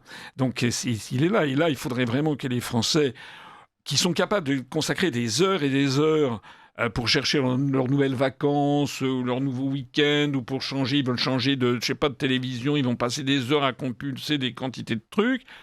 Quand il s'agit d'élire un président de la République, et ils agissent comme ça, de façon un peu presque prime sautière. Ah ben j'ai toujours voté à gauche, donc je vote à gauche. Ah ben non, moi c'est Bardella. Ah non, moi c'est Zemmour. Ah non, moi c'est Édouard Philippe. Moi c'est Retailleau. Mais ils sont même pas allés. Nous, on essaie de bâtir un discours de réalité, d'honnêteté, de sincérité, de faire un peu ce que vous faites, si vous voulez, c'est de laisser tomber les faux semblants dans votre pièce. Nous, on essaie de dire, mais attendez, M. Retailleau, il ne pourra pas faire ce qu'il dit. Tous ceux qui restent dans l'Union européenne ne pourront même pas toucher aux questions migratoires, puisque c'est la Commission qui fixe le nombre de personnes qui entrent en Europe, 4 millions de migrants par an. Et quand on dit ça, c'est comme si, effectivement, on a un peuple qui est un peu... Oui. Comme si on leur disait, le Père Noël n'existe pas, ouvrez les yeux. Donc, moi, peut-être que j'ai un peu le même rôle en politique que le vôtre, si vous voulez, c'est-à-dire de dire des vérités qui qui sont un peu désagréables. C'est un peu comme quand on va voir votre pièce, c'est désagréable. Qui nous mettent face à nos responsabilités. Oui. Mais vous savez que alors c'est pas un proverbe égyptien, c'est un proverbe chinois qui dit les choses qu'on a le plus de mal à apprendre sont celles qu'on a le plus d'intérêt à savoir. Bien juste. La différence entre la politique et le théâtre, c'est que le théâtre peut montrer la politique. Mais est-ce que la politique peut montrer le théâtre? Oui, c'est vrai. Et c'est ça l'avantage, c'est qu'on peut tout montrer. Et c'est une globalisation. C'est pour ça que c'est essentiel à la cité. Et sur le plan par exemple, il y a le bouquin là, que j'ai écrit, là, que vous lisez, qui s'appelle pour en finir avec les intermittents du spectacle. Ces débats pour l'intermittence. Moi, j'ai bien vu à quel point les politiques ne comprenaient rien. C'est le père d'Emmanuel de Chartres, Philippe de Chartres, qui avait convaincu De Gaulle de ce système des intermittences. Mais il était... Pourquoi ? Pour que les artistes puissent continuer à travailler, à vivre, en sachant qu'un comédien, il n'est pas seulement sur un plateau, mais il est aussi à apprendre ses textes, à vivre les choses pour pouvoir... Voilà. Et ça permettait voilà. Mais le problème, c'est que ce truc-là, c'est complètement perverti, parce qu'on a ouvert ça aux techniciens, qui n'a strictement plus rien à voir avec l'artistique. Voilà, c'est comme ça. Mais résultat des courses, maintenant, les hommes politiques, souvent les hommes politiques de droite disent qu'il faut attaquer l'intermittence du spectacle, c'est un scandale, il faut subir, ce sont des privilégiés, etc. Alors que ce n'était pas un problème de privilégiés. C'était un problème pour que nous puissions, les artistes, faire notre métier, alors que c'est un métier qui n'est pas rentable, qui n'a aucune rentabilité, qui apporte à la cité, mais pas sur un plan financier, qui apporte à la cité sur le plan spirituel, sur le plan intellectuel, sur le plan de la connaissance, sur le plan, etc. Nous ne sommes pas quantifiables. Et même sur le plan économique pour les autres. Voilà. On l'a bien vu avec les grandes grèves d'Avignon, où les restaurateurs, les hôteliers, tout ça, tout le monde perdait de l'argent parce que nous ne donnions pas de spectacle. Oui, mais ça, c'est un argument qui est dangereux, parce que ce qui compte d'abord, c'est ce qu'on apporte de plus, certes. Qui n'est pas sur le plan économique. Bien entendu, en fait, tout est lié. Quand il y a un théâtre, nous on a un théâtre, évidemment, ça permet aussi au restaurant d'à côté de recevoir du public un peu plus. Et que nous ne pouvons pas tomber malades, parce qu'il faut qu'on mais joue. Ça n'est pas ça qui compte. Ce qui compte, ce qu'on apporte, c'est pas ça. Ce qu'on apporte, c'est le miroir. Ce qu'on apporte, c'est la spiritualité. Ce qu'on apporte, c'est l'intelligence. Ce qu'on apporte, c'est la culture. Ce qu'on apporte, c'est tout ça. Voilà. Mais et là, je me dis, mais ils sont fous. Alors, ça devient un débat. La gauche qui veut garder l'intermittence, la droite qui veut la supprimer. On rentre dans un truc absolument ridicule, alors que le problème n'est pas là. Le problème, c'est qu'il n'y a aucune rentabilité dans un spectacle comme le nôtre. Dans un spectacle, dans un métier comme le nôtre. Aucune rentabilité. On n'est pas fait pour ça. C'est comme les prêtres, quoi. Il n'y a pas d'économie là-dedans. Vous voyez ? Et moi, c'est pas pour vous contredire, Louise, mais c'est un discours que beaucoup de gens, et notamment des syndicats de comédiens, tenaient en disant « Oui, mais nous avons une force économique. » Ça, c'est pas faux. Mais c'est pas comme ça qu'on défend les trucs. Non, mais c'est sûr. C'est juste parce qu'on disait que c'était des gens nantis, etc. Alors non, il y a beaucoup de gens qui crèvent de faim, et voilà. Mais en revanche, il y a tout un suivi derrière. Et puis je peux vous assurer qu'au Théâtre du Nord-Ouest, on le sait, les difficultés de vie. Mais pour revenir à l'essentialité de ça, on se rend compte aujourd'hui que ce soit en psychanalyse, enfin en psychothérapie, etc. On fait beaucoup de travail théâtral pour toucher l'âme des gens qui vont pas bien. On essaie de faire des jeux de rôle. Donc, c'est vrai que cette expression théâtrale, bon, ça, c'est une autre forme, bien sûr, mais ça veut bien dire, ça rejoint ce que vous dites, ça veut dire que l'image que l'on peut percevoir quand on fait une scène de jeu de rôle parce que quelqu'un a vécu quelque chose de terrible. Bon, donc, il y a une incarnation qui fait que moi, je peux l'entendre. Je peux pas encore le comprendre en moi, mais je peux l'entendre, le recevoir, etc., etc. Ça aide énormément. Il y a je pense que vous êtes comme moi, vous adorez Dostoïevski. Il y a dans Souvenir de la Maison des Morts un moment absolument extraordinaire qu'a écrit Dostoïevski. Il est au milieu de gens qui sont des criminels, des violents. Il est persécuté, mais vraiment persécuté complètement. Et puis tout d'un coup, il a eu l'idée de faire une pièce de théâtre avec ces gens-là. Et à partir du moment où la pièce de théâtre, ces gens, ils ont vu ce qu'ils faisaient, ils ont vu ce qu'ils étaient. C'est ça. Tout s'est apaisé dans le goulag. Il raconte ça, c'est absolument merveilleux. En médecine. Voilà, le théâtre sert à ça, quoi. C'est évident. À exprimer. Ce qui ne s'exprime pas s'imprime. Alors là, ça aide à exprimer. Voilà, c'est important. Oui, c'est important. Et puis c'est important pour la cité, quoi, d'avoir ce miroir. On en a besoin. Si on n'a pas ça, voilà, à quoi on sert. On sert à rien. On sert à rien. On sert à divertir. Et divertir, tout à l'heure, je vous ai repris sur le mot, pardon, mais divertir, ça veut dire sortir d'eux. Oui. Voilà, sortir d'eux. Mais non, il ne faut pas qu'on sorte du réel. Il faut qu'on voit le réel. Mais le réel, c'est quoi? Le réel, c'est le péché. Le réel, c'est l'homme qui est aussi bien... Moi, je suis catholique. On m'envoie souvent des pièces du saint machin, de saint truc, parce que je suis catholique. Ben non, je monte aussi bien le mystère de la charité de Jeanne d'Arc avec une sainte que Britannicus avec Néron, qui est une horreur. On montre les turpitudes et les grandeurs. Ou que la confession, d'ailleurs, voilà. parce que ça a un démon. Mais bien sûr, c'est ça, le théâtre sert à ça. Il ne doit pas être moral, il ne doit pas être, si vous voulez, il doit juste être miroir. Alors, il y a l'accession des jeunes générations au théâtre. J'ai vu là dans les statistiques qu'il y a, je crois, entre 10 et 13 millions d'entrées au théâtre en France chaque année. Ce qui fait que, comme il y a la moyenne des gens qui vont au théâtre, c'est, je crois, 6 fois par an, en fait, c'est quand même très minoritaire, le nombre de gens qui vont au théâtre. Il y a d'ailleurs une surreprésentation de jeunes et de femmes. Il y a 57% les femmes de sont femmes. toujours plus remarquables, donc c'est normal. Mais la question qui se pose, par exemple, pour un politique, puisqu'on parle politique, je pense que et que vous insistez sur cette nécessité. Moi, quand j'étais jeune, il y avait à la télévision française, on voyait régulièrement des pièces de théâtre qui passaient à la télé. C'était pas toujours des choses extraordinaires. Il y avait beaucoup de boulevards, mais moi je me rappelle aussi d'avoir vu l'Avare à la télévision française. Enfin, c'est en prime time, comme on dirait, pour vous faire plaisir maintenant. Oui, à 20h30. Et en plus, sur la seule chaîne de télévision qui existait à l'époque. C'est-à-dire que dans toutes les... Je ne dis pas que c'est forcément bien, mais... Non, parce que le théâtre filmé, c'est... Oui, mais bon, d'accord, mais c'est autre chose. Oui, d'accord, mais maintenant, c'est un vous avez accès. quoi? C'est vrai que c'est un accès. Mais maintenant, vous avez quoi? Vous n'avez rien. Vous n'avez rien. Et je pense, est-ce qu'il y a certainement à développer le théâtre, le goût pour le théâtre chez les jeunes générations, etc. C'est certain. De même, d'ailleurs, que le goût pour leur propre histoire, redécouvrir leur propre histoire. Voilà. Au passage, d'ailleurs, on est très franco-français ou européen ou occidental. Moi, je trouve qu'il y a, en tout cas, c'était dans mon programme présidentiel, il y avait l'idée de renationaliser TF1 et de donner à TF1 un cahier des charges culturelles pour avoir pour objectif, de façon faire de l'éducation populaire dans le bon sens du terme, d'ouvrir l'esprit des gens sur le théâtre, sur le monde d'aujourd'hui, le théâtre ou les films également. On est dans un univers complètement tourné vers le monde anglo-saxon.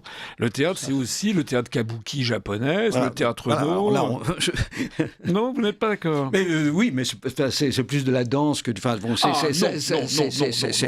c'est des formes de théâtre qui sont très distancées. Ah non, le kabuki, mais non, pas du tout. Alors, je suis pas on va en parler après, parce que vous savez que c'est une émission en direct. Oui. Il y a des auditeurs qui nous envoient. Alors, avant que ça se termine, il faut absolument qu'on réponde à leurs questionnements. Je les découvre devant vous, bien sûr. Alors, bonjour à tous. Comme vous l'avez dit, le théâtre sert à réfléchir car il nous tend un miroir, comme le roman et ce depuis des millénaires. Or, ça va vous faire plaisir, des cultures étrangères installées sur notre sol proviennent de milieux où il n'y a ni tradition théâtrale, ni tradition romanesque. Il ne faut pas alors s'étonner si le sectarisme et la bêtise s'ancrent profondément dans notre pays.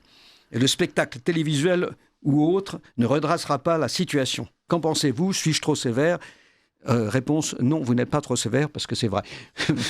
Bon, vous êtes d'accord avec moi, là, sur ce plan? Oui, c'est un peu polémique, mais je suis assez d'accord quand même. Bon, très bien. Bonjour. Question de civilisation, oui. Je lis un autre intervenant.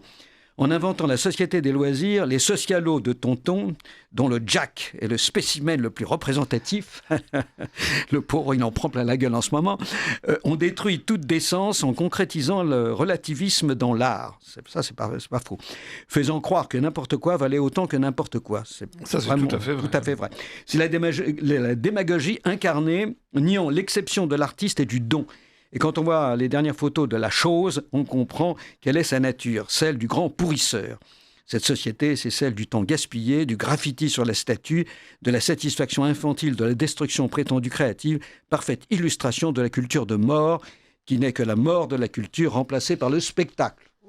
Non, c'est malheureusement, c'est juste. Il y a aussi la notion d'effort qui est en train de déserter le monde occidental. Parce que dans tout métier, c'est pas vous que je vais le dire, mais même à commencer par un auteur de pièces de théâtre ou par un acteur, il y a quand même beaucoup d'efforts. Il y a ce qu'on appelle du travail. Voilà, il y a beaucoup de travail. Les gens seraient étonnés d'assister aux répétitions, de voir comment on arrive. Moi, quand j'étais jeune, quand j'étais lycéen, j'étais allé, donc quand j'étais un peu à 12-13 ans, j'ai suivi des cours de théâtre un peu.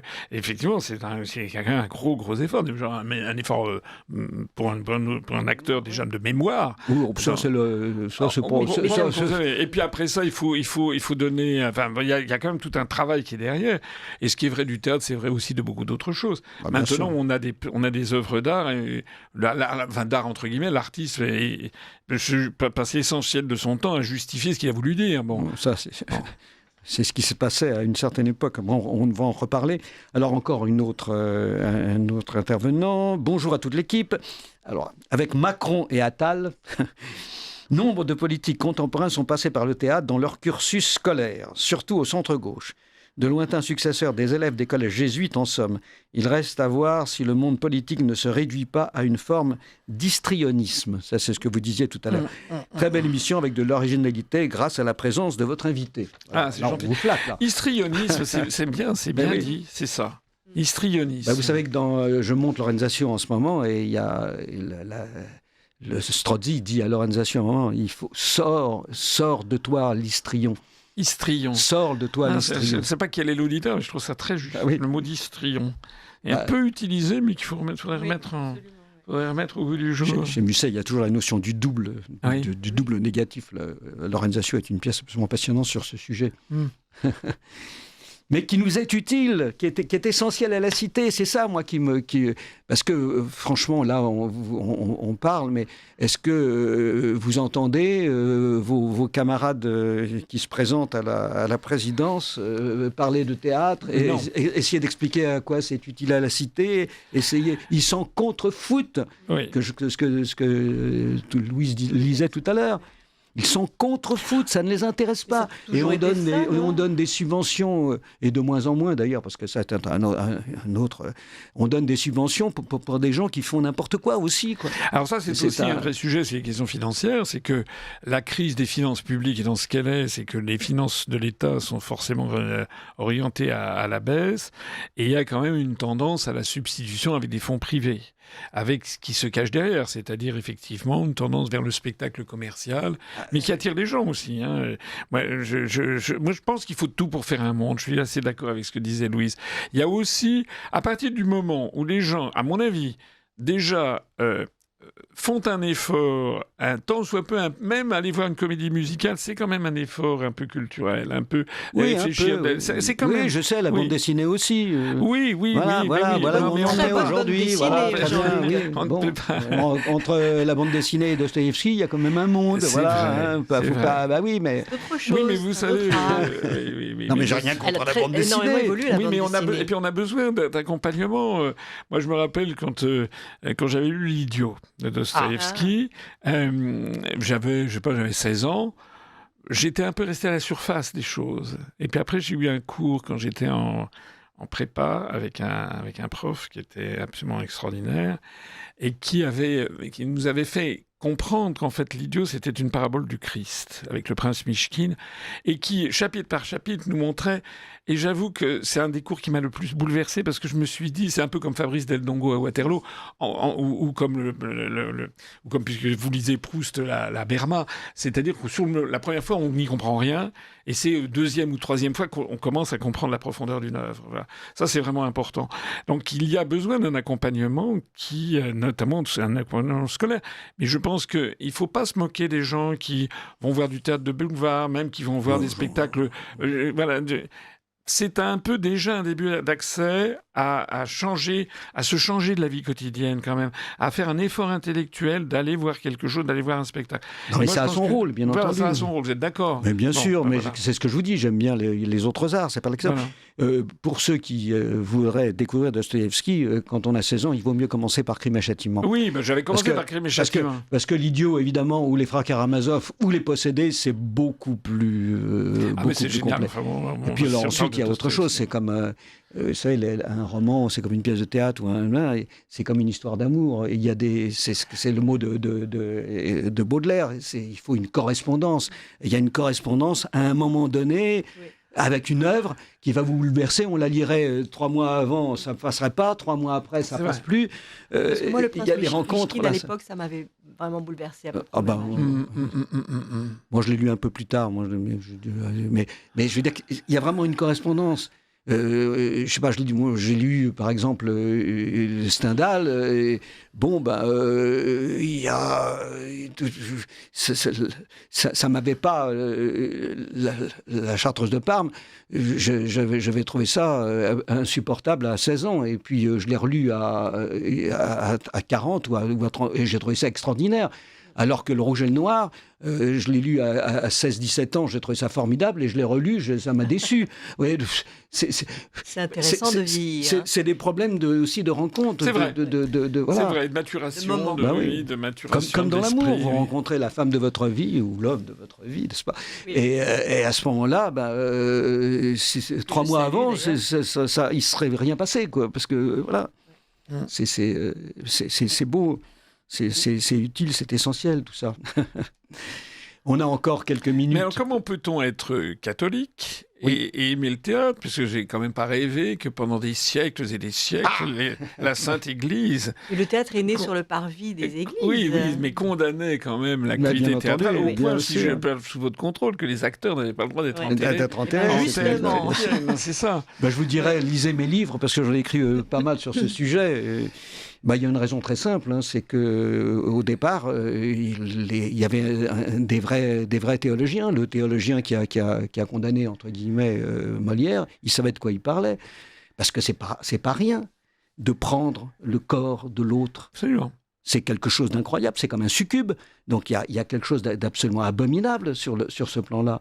Bon, et puis alors ensuite, on progresse, et puis on s'aperçoit, j'ai écrit assez de livres là-dessus, que notamment c'est Pie XII le premier pape qui a vraiment rétabli le théâtre.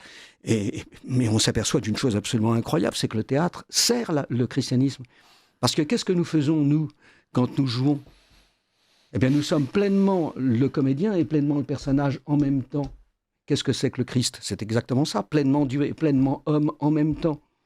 C'est-à-dire que faire l'expérience d'être comédien sur un plateau, c'est faire l'expérience en petit du Christ.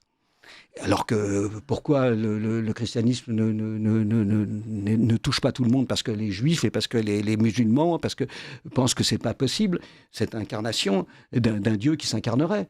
Eh bien le théâtre permet ça, de comprendre ça. Comme il permet de comprendre la liberté, le problème de la liberté qui s'est posé dans l'Église depuis toujours entre les jésuites et les jansénistes. Vous voyez, ça sert aussi. Les hommes d'Église, ils ont fini par comprendre ça. D'accord. Ils ont fini par comprendre ça. C'est pour ça qu'il y a une évolution. Alors maintenant, un comédien peut se faire enterrer dans un cimetière. Bien sûr, maintenant, catholique, là, chrétien. Et puis les hommes d'église peuvent remercier les gens de théâtre qui permettent de comprendre dans leur corps, dans leur chair, ce qu'est l'incarnation du Christ. Prendre le corps de l'autre, qu'est-ce que ça veut dire ? Quand vous jouez, quand vous êtes Bérénice, vous prenez le corps de Bérénice tout en gardant votre corps. Oui, j'entends. C'est tout le problème. C'est drôle parce que pour moi, c'est très simple. Tous les enfants font ça. Tous les enfants jouent à ça et on s'y croit. Rappelez-vous votre enfance, on s'y croit. On est dans le corps du personnage qu'on s'est inventé. Oui, mais... En fait, l'humain, il est ça. Oui, après, on le perd, ou je sais pas quoi. Oui, bien sûr. On essaie Enfin, de au théâtre, on retrouve ça. Au théâtre, c'est une cristallisation de la chose, quoi. Je veux dire, c'est magique, quoi. Ah oui, c'est magique. De comprendre ça. Et je vous assure, hein, moi, je suis aussi humblement, j'ai pas le talent de Louise, mais quand je joue, ce qui est extraordinaire, c'est ce moment où on est pleinement, complètement le personnage. Et on se plonge dans le personnage. Et il suffit d'un rien. Il suffit que vous soyez au premier rang, que vous mangiez un bonbon, et hop, on se dédouble. L'autre jour, il y avait j'ai joué, il y avait une spectatrice un peu, voilà, qui bougeait, etc. Et je me suis vu jouer. Dans un dédoublement, je me regardais jouer. Alors que quand on est unifié, pleinement unifié, comme le Christ, ça c'est ce qu'on appelle une hypostase, en termes théologiques. Nous réalisons sur un plateau une hypostase, voilà. Et ça permet de comprendre le christianisme, de comprendre la réalité du christianisme, qui n'est pas, comme le disait saint Paul, une folie. Une folie pour les juifs, folie pour les... Non, c'est une réalité, c'est une vérité que nous pouvons expérimenter sur un plateau tous les jours. Même en jouant un monstre. Ah oui, bien sûr. On a de tout en nous, de toute façon. Et après, les spectateurs croient qu'on est vraiment comme si ça, la juge sévère ou je ne sais quoi. Non, vous étiez très crédible. Oui, Louise, justement. rôle de juge d'instruction. Il y a des personnes qui m'ont demandé si j'étais juge. Vous êtes alors dans la vie, vous jugez les gens comme... Je dis non, je suis comédienne. Voilà. Et c'est très intéressant quand même ce rapport à cette forme de vérité, à cette sincérité-là. Mais vraiment, franchement, rappelons-nous notre enfance parce que c'est ça qu'on touche. Quand les gens, les spectateurs jetaient des pierres sur le comédien qui jouait Judas, c'était un hommage rendu au comédien qui jouait Judas. En fait... Parce qu'il était vrai, pleinement authentique, pleinement unifié. Unifié, c'est vraiment le mot fort, quoi. Et donc, pour en revenir à ce dont on parlait tout à l'heure, parce que j'avais tenté de mettre, qui vous a semble-t-il un peu déplu, je parlais du théâtre japonais. Mon Dieu, vous savez, me déplaire n'est pas grave. Le théâtre No, le théâtre qui est très différent entre le théâtre No et le théâtre Kabuki, ça vous intéresse c'est un théâtre religieux. C'est un théâtre religieux. Théâtre No, c'est un théâtre de la cour de Heian puis de Kyoto, c'est très... Oui, mais enfin, le projet au départ est un projet religieux. Oui, c'est très hiératique, c'est un peu difficile à suivre, honnêtement, quand on est c'est des formes théâtrales. Et le kabuki, en revanche, c'est le théâtre, c'est un peu l'équivalent du théâtre de boulevard, c'est du 19e siècle, c'est la bourgeoisie, de l'époque Edo. Bien sûr, mais il y a un formalisme qui est avec des règles qui ne sont pas celles de la liberté, parce que le personnage sur un plateau, ensuite il est totalement libre grâce au classique dont je parlais tout à l'heure. On me fait signe en disant il faut absolument arrêter l'émission. Ah bon, c'est dommage.